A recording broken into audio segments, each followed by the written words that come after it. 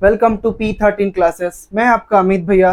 Class 10 chapter 1 real number का आज second part start करने वाले हैं, प्रूविंग ऑफ इरेशनैलिटी। ओके, चलिए स्टार्ट करते हैं। बिफोर स्टार्टिंग इरेशनैलिटी, ये इरेशनैलिटी को स्टार्ट करने से पहले इरेशनल नंबर होता क्या है जान लेते हैं। इरेशनल नंबर होता क्या है जान लेते हैं, ठीक है। चलिए स्टार्ट करें।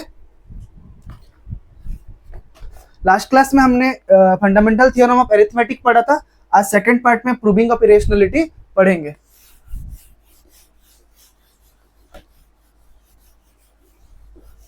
तो ये इरेशनल नंबर होता क्या है? Irrational number, irrational number, irrational number होता क्या है? Irrational number, irrational number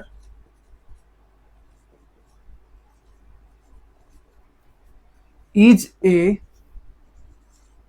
real number. Irrational number is a real number that cannot be expressed, that cannot be expressed in the form of p by q। Irrational number ये होता है जिसको हम p by Q के form में लिख नहीं सकते। एग्जांपल ले लिया जाए, पाई। पाई का वैल्यू कितना होता है? 3.14159। ये आगे कंटिन्यू चलता रहेगा। ओके, रूट टू का वैल्यू कितना होता है? 1.4142। ये आगे चलता रहता है। तो ये सब कुछ एग्जांपल्स हैं, जैसे पाई, √2, √3, √5। ये सब होते हैं इरेशनल नंबर जिसको हम लोग टू पी बाई क्यू के फॉर्म में लिख नहीं सकते, पी बाई क्यू के फॉर्म में लिख नहीं सकते। ओके, चलिए इसको नोट कर लेना। तो प्रूविंग ऑफ इरेशनैलिटी स्टार्ट करने से पहले हम एक थ्योरम पढ़ेंगे। थ्योरम बोलता क्या है? चलिए, थ्योरम बोलता है, थ्योरम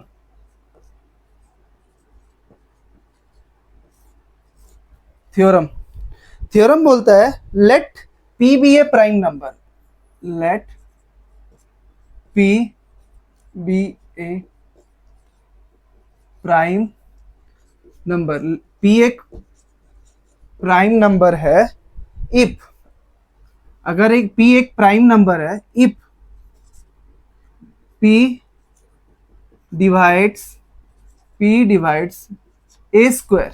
अगर p a स्क्वायर को डिवाइड करता है then p also divides a। p अगर a स्क्वायर को डिवाइड करता है तो p a को भी डिवाइड करेगा अकॉर्डिंग टू द थ्योरम, जहां पर where a is a positive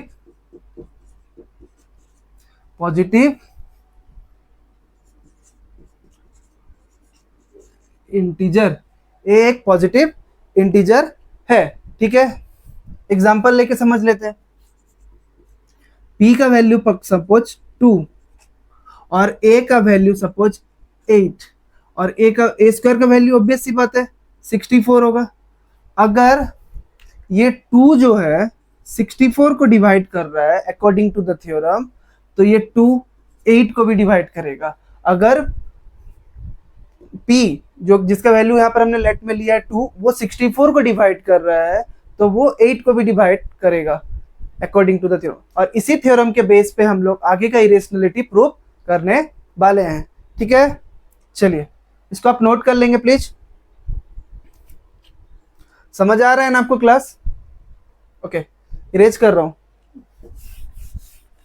तो इसके बेस पे आपके चैप्टर में बहुत सारे इंपॉर्टेंट क्वेश्चंस हैं जो हर साल एग्जाम में आते हैं। तो हम उसी इंपॉर्टेंट क्वेश्चन में से एक क्वेश्चन को आज करने वाले हैं, जिस क्वेश्चन है क्वेश्चन है प्रूव दैट, क्वेश्चन है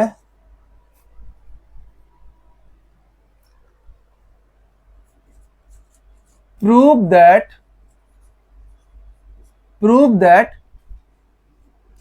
√2 इज इरेशनल। तुमको हमको प्रूव करना है ये √2 एक इरेशनल है, √2 इरेशनल है। प्रूव क्या करना है? √2 इरेशनल है। अगर √2 सीख गए तो √3 और √5 भी सेम मेथड में सॉल्व होगा।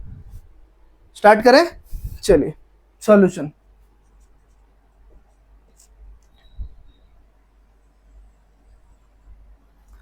चलिए, तो इसे √2 √5 इरेशनलिटी प्रूव करने का एक मेथड है जिसको बोलते हैं कंट्राडिक्शन मेथड। कंट्राडिक्शन मेथड का मतलब है गिवन क्वेश्चन का हम उल्टा लेना है, गिवन क्वेश्चन का उल्टा लेना है। जैसे यहाँ पर बोला है √2 इज इरेशनल, तो हम लेंगे √2 इज रेशनल।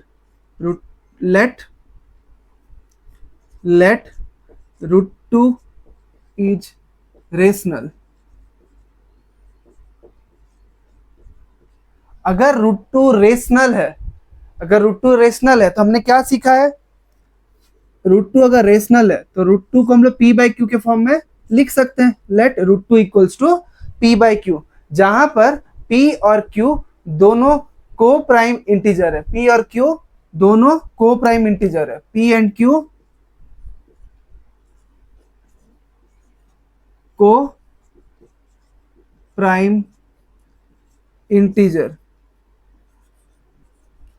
को प्राइम इंटीजर का मतलब है इन दोनों का ओनली वन कॉमन फैक्टर है, that is the number 1। Highest common factor होगा इसका 1, मतलब इन दोनों को सिर्फ 1 ही डिवाइड करेगा, इसके अलावा कोई और डिवाइड नहीं कर सकता। ओके, चले आगे बढ़ते हैं। तो √2 equals to p/q, squaring both side, squaring both side. तो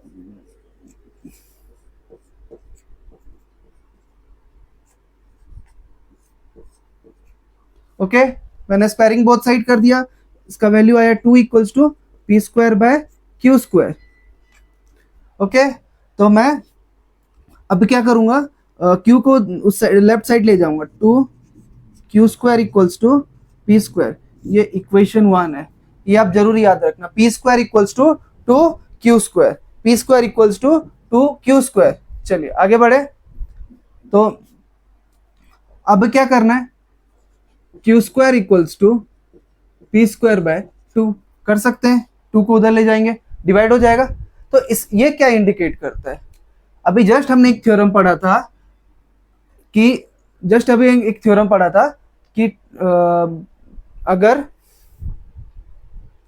अगर ये क्या बोलते हैं, अभी जस्ट एक थ्योरम पढ़ा था हमने, p अगर a² को डिवाइड करता है तो p a को भी डिवाइड करेगा।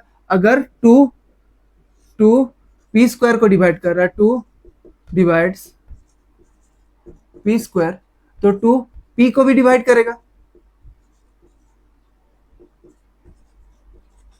2 p को भी डिवाइड करेगा। अभी जस्ट हमने एक थ्योरम पढ़ा था, ठीक है? इस चीज को आप याद रखना। ओके, चलिए लेट, अब एक और लेते हैं। Late 2c equals to p, ठीक है? तो c क्या है? एक पॉजिटिव इंटीजर है। तो ये c आया कहां से, मैं आपको समझा देता हूं। अभी मैंने क्या बोला? 2p को डिवाइड कर रहा है, 2p को डिवाइड कर रहा है, इसका मतलब है 2 में कुछ तो एक मल्टीप्लाई हुआ होगा, तभी तो वो डिवाइड कर रहा है। चलिए एग्जांपल ले लेते हैं। 6 को 2 डिवाइड कर रहा है, मतलब ये 2 में 3 मल्टीप्लाई हुआ है, तभी तो 6 को डिवाइड कर रहा है। अंडरस्टैंड? तो ये जो c है, लेट c एक इंटीजर है और c एक पॉजिटिव इंटीजर है, और जैसे 2 को, मतलब जैसे 2 6 को डिवाइड कर रहा है तो 3 आ रहा है, उसी तरह ये, ठीक है? चलिए आगे बढ़ते हैं। तो 2c इक्वल्स टू p, तो इसको इक्वेशन 2 ले लो, इसको इक्वेशन 2 ले लो। Okay, put the value put the value of equation 2 in equation 1। 2 का वैल्यू को इक्वेशन 1 में पुट करना है। 2 का वैल्यू को इक्वेशन, तो इक्वेशन 1 क्या था? 2q² equals to p²। 2q² equals to p²। तो 2q² इक्वल्स टू p का वैल्यू कितना है? 2c, 2c का स्क्वायर। तो 2q² इक्वल्स टू 4c²। 2 और 2 कट गया, 2 और 4 कट गया, तो q² इक्वल्स टू 2c²।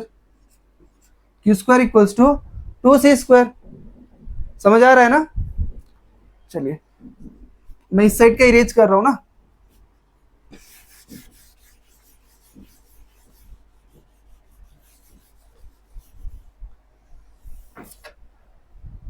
तो इधर से हम लिख सकते हैं c² equals to q² by 2। Again 2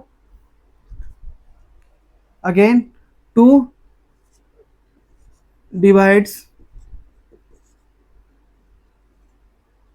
2 divides q², then 2 also divide q। 2 q² को डिवाइड कर रहा है तो 2 q को भी डिवाइड करेगा। तो ये कैसे पॉसिबल है, आप ही बताइए। अभी हमने थोड़ी देर पहले ही पढ़ा था कि p और q दोनों को प्राइम है। p और q दोनों को प्राइम है। p और q दोनों को प्राइम है, ठीक है, जिसका ओनली वन ही मतलब ओनली वन फैक्टर है, दैट इज नंबर 1। तो फिर यहाँ पर 2 कैसे आ गया? 2 q को भी डिवाइड कर रहा है, 2 p को भी डिवाइड कर रहा है। तो ये पॉसिबल है क्या? नहीं ना। तो ये क्यों अराइज हुआ? क्योंकि हमने एक गलत कॉन्ट्राडिक्शन लिया था। गलत ही लिया था ना, कि √2 एक रैशनल नंबर लिया था हमने, इसी वजह से ये अराइज हुआ है। सो लास्ट में कंक्लूजन क्या लिखना है? लास्ट में कंक्लूजन ये लिखना है, तो ये पॉसिबल है नहीं। ओके, तो ये पॉसिबल है नहीं। तो इससे क्या पॉसिबल है नहीं ना? चलिए आगे बढ़ते हैं। तो therefore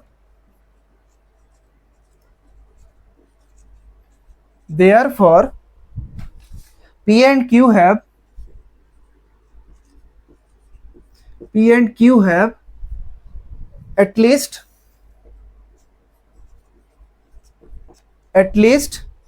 2 as a common factor, but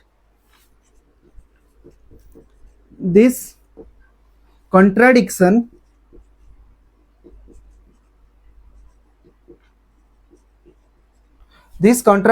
arose due to our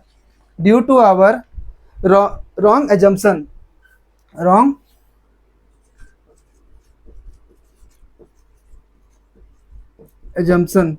ये क्यों आ रहा है? क्योंकि हमारा गलत एजम्पशन है। क्या लिया था हमने? That assumption that √2 is rational, hence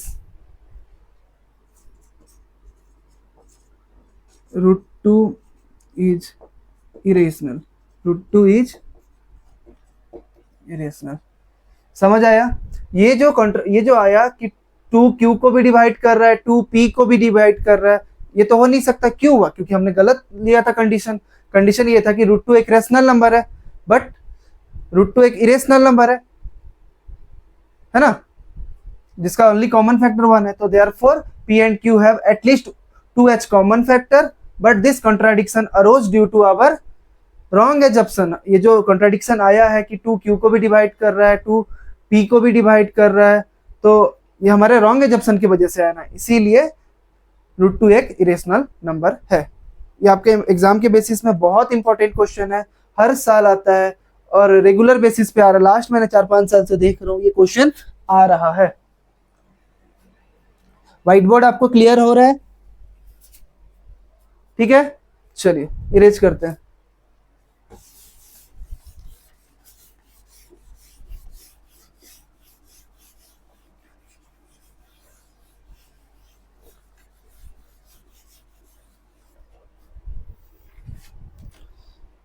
तो this is proving of irrationality. इसके नेक्स्ट वाले क्लास में हम लोग इरेशनलिटी के बहुत सारे क्वेश्चंस करने वाले हैं और एचसीएफ एलसीएम को लेकर भी बहुत सारे क्वेश्चन करने वाले हैं।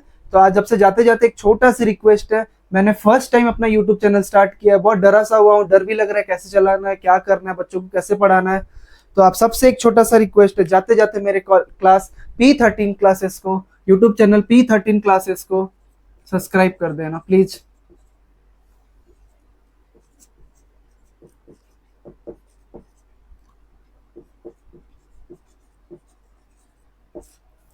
Thank you.